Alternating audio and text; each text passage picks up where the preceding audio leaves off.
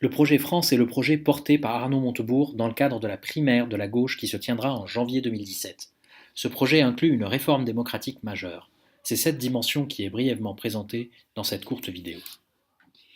La démocratie, c'est le gouvernement du peuple. Le peuple désigne des élus qui doivent gouverner le pays.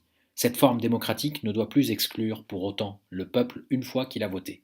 Arnaud Montebourg souligne qu'il faut désormais gouverner avec le peuple. Le projet France propose une république nouvelle.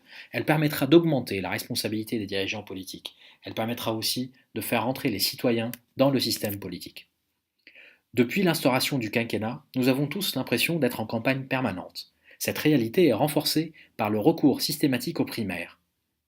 La dernière année du quinquennat est réservée à la primaire puis à la présidentielle. Ça réduit le mandat à peine 4 ans. Or 4 années, ce n'est rien, surtout si on les met en relation avec la durée nécessaire à l'adoption d'une loi. Il est donc urgent de revenir à une échelle de temps qui permette une action publique efficace. Arnaud Montebourg propose donc un septennat non renouvelable. La limitation dans le temps est un gage de démocratie renouvelée malgré le retour au septennat. Le 49.3 est l'article de la Constitution qui permet au gouvernement de passer en force des lois que le Parlement rejette. Cet article sera supprimé, sauf pour les questions budgétaires.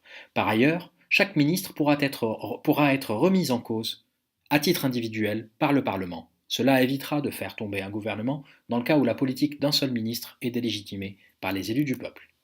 Et justement, le Parlement sera lui aussi réformé.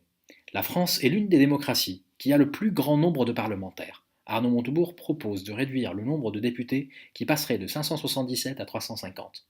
Le nombre de sénateurs sera, lui, réduit de 348 à 200. Et parmi eux, 100 sénateurs seront tirés au sort pour un mandat de 5 ans.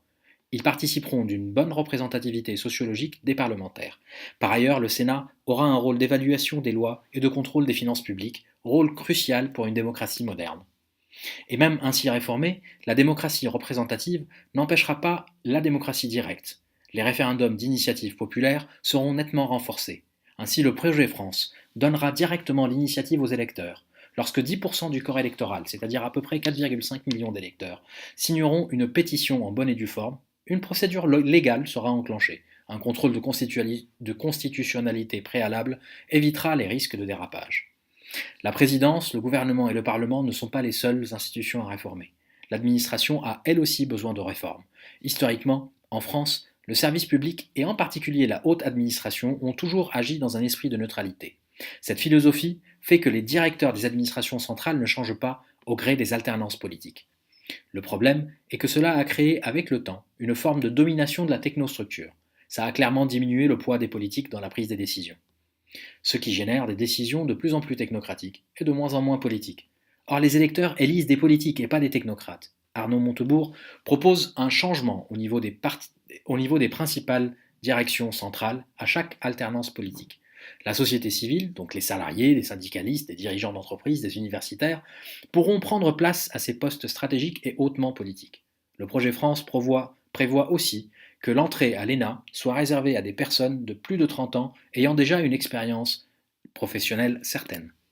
Les autorités administratives indépendantes, opérant dans différents secteurs économiques, sont parfois beaucoup trop inféodées à ces secteurs économiques. Elles seront remises dans le giron des ministères concernés et opéreront donc sous l'autorité d'un responsable politique légitime du point de vue de la démocratie. Bref, en conclusion, la République nouvelle que porte le projet France est conçue pour que les élus gouvernent avec le peuple, ni à sa place, ni contre lui, mais bien avec lui.